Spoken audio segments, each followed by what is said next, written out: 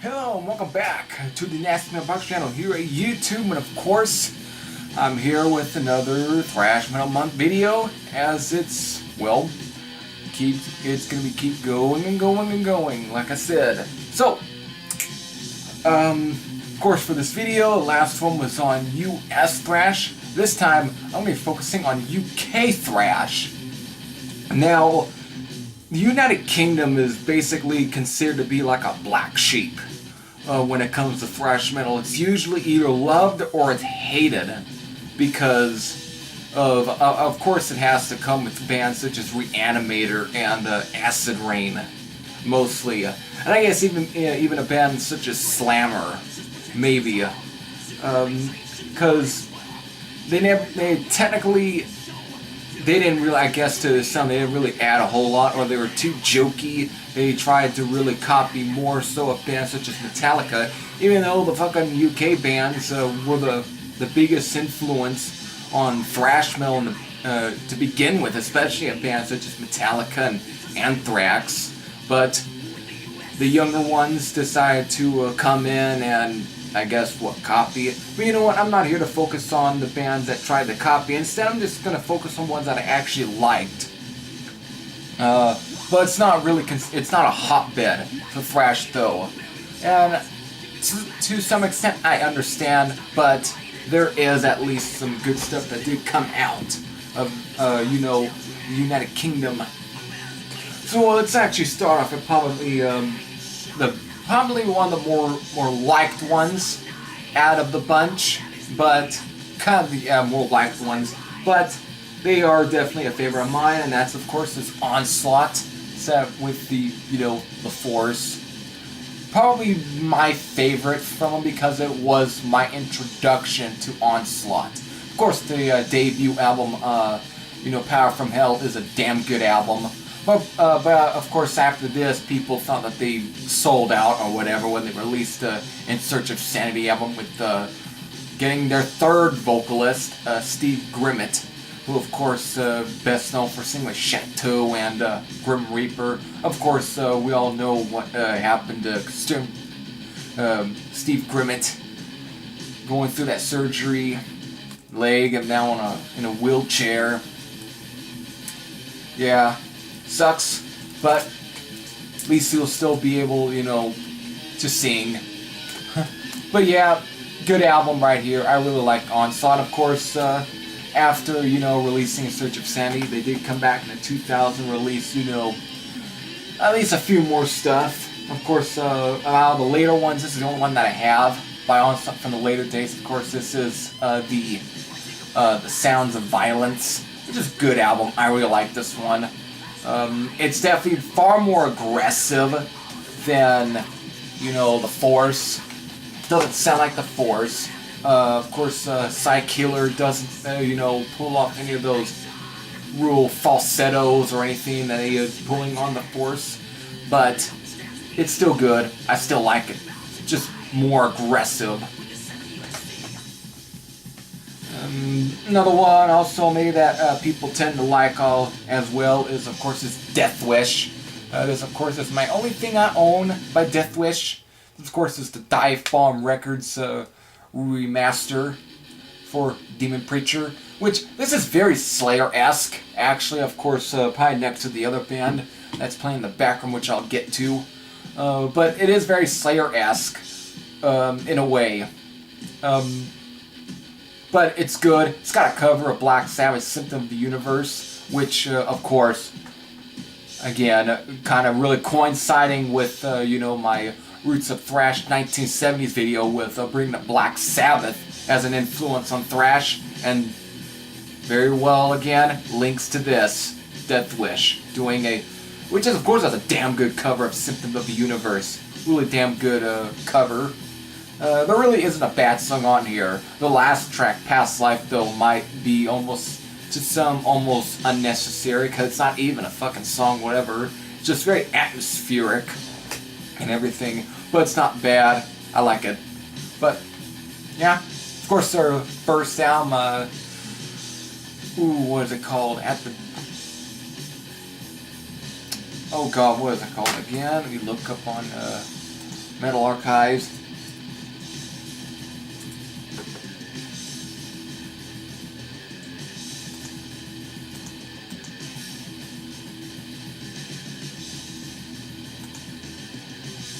Yeah, At the Edge of Damnation, which was, you know, the album before this one. Of course, they are no longer around. They are definitely split up.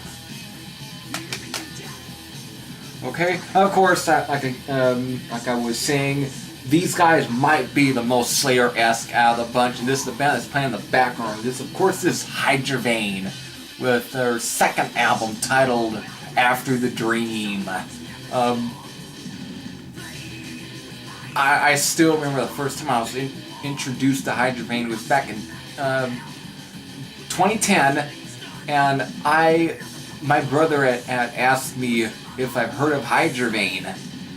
He said that they were, of course, on the featured in the Vibrations of Doom classic album section, and I still could never, it would never was not registering with my head, but of course I did go on, to there and did look up Hydra Vein.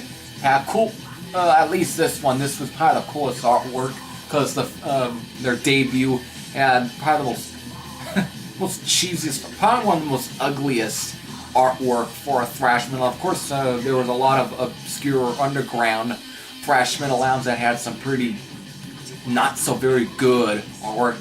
Just take a look at the Dresden Too Many Skeletons album that I showed in my last video. That's not technically great artwork at all, but it's not anywhere near the, to the style of their first album by Hydra Vein, rather Death and False of Faith.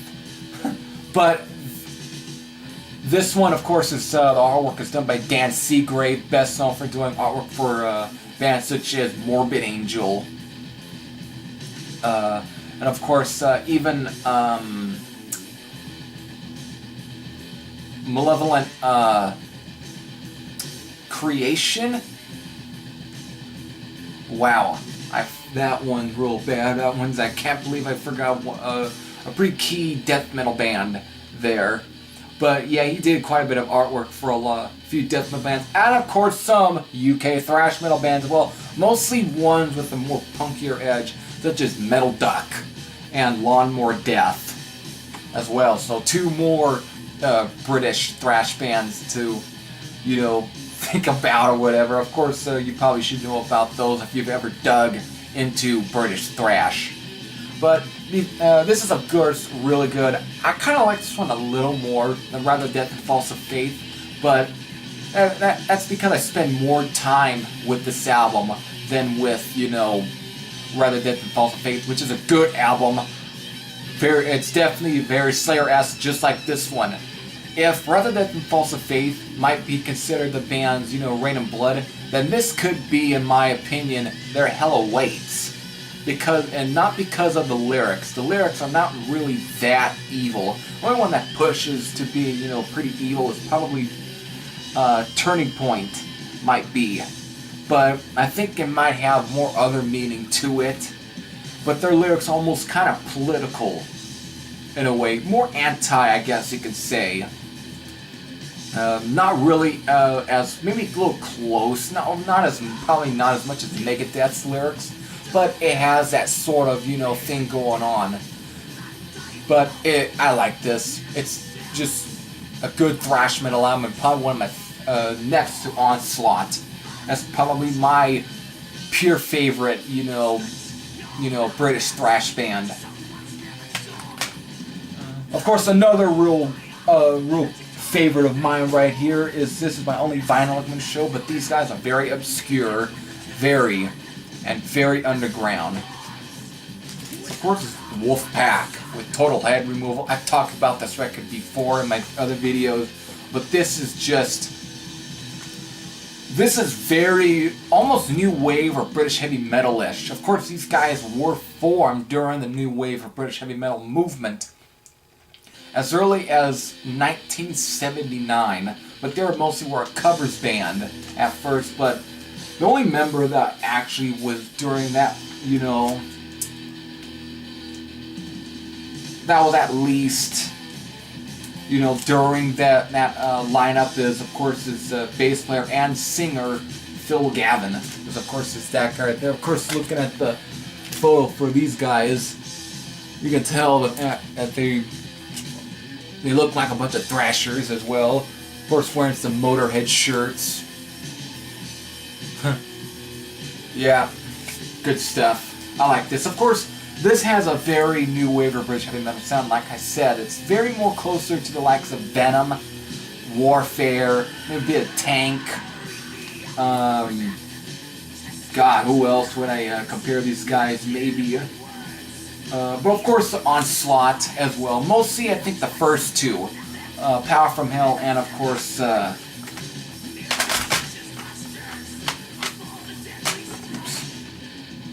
you know, and yeah, like again, The Force and Power from Hell.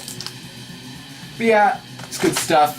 I really like Wolfpack a lot. It's very raw. It's very demo-ish. It's their only full-length album, but there's nothing bad about this album at all. It's just real raw, sloppy, speed thrash metal. And of course, the artwork, man. I still can't get over how fucking ridiculous the artwork is, but hey, it's what intrigued me to check out Wolfpack. Of course, these guys right here, these guys tend to be also hated. These guys are they're not a liked band within when it comes to British thrash, but I like these guys. This, of course, is Virus, my only cassette here for probably any of these videos. But I like these guys. This, of course, is, like again, Virus, Force Recon, my favorite from Virus. Of course, it's on the Combat and what does I think the label is? It's Metalworks. Both Combat and Metalworks, but I like this. Of course, there is kind of jokey here. Mostly with the last track on here, which they end up doing a whole cover of the Munsters theme song. That might be probably the only thing that's jokey. It might come close, you know, to stuff like Acid Rain maybe. But, I don't know, I dig it. I dig these guys. Especially their first album, Pray for War. Of course, after this, they also really went to more Bay Area thrash sound. Much more. With Lunacy, which is an alright album. I like that one as well, but not as much as Force Recon or Pray for War. Which Pray for War just sounds like Motorhead on fucking cocaine. Alright, now this probably, some might not agree with this, but they did. This is probably one of the few new wave of British heavy metal bands that did kind of try to really cash in on the thrash sound, or really, you know, kind of change to more of that. That's, of course, is Satan. Of course, this isn't that album. I don't really have a legit copy of that album, but they did. Of course, known for putting this one out, but they did go for a bit of a thrash metal with the Suspended Sentence album and the EP that was after that.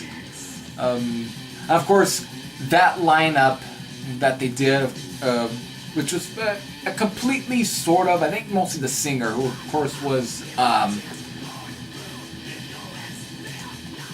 do not confuse the guy at all with, the fucking pop singer, but It's very... But you know what? It's so funny. I can't... Here we go.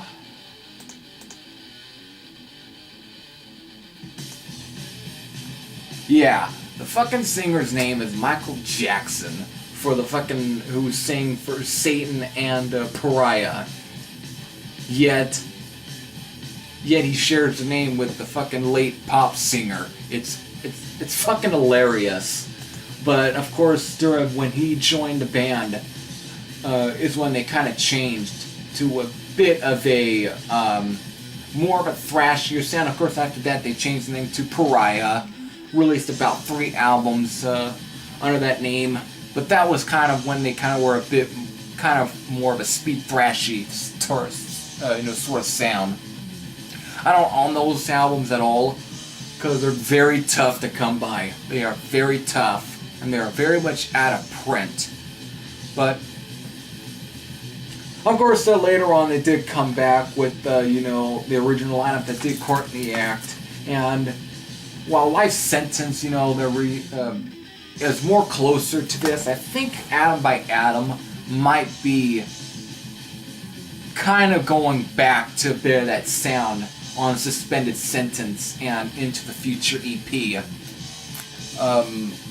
It's very much has more of a thrashier sound than what of course Satan has always kind of had more of a thrashy sort of real heavy sound to them, but this one is probably the closest to those to like Suspended Sentence or even like Pariah in a way. So still, that's pretty much it for the video. If there's a few more other British thrash bands that you like, whatever, or you just want to mention whatever, just put all that in the comment section and, just put all that there. So until then, this is Heavy Thrashers. I'm out, and I'll see you again.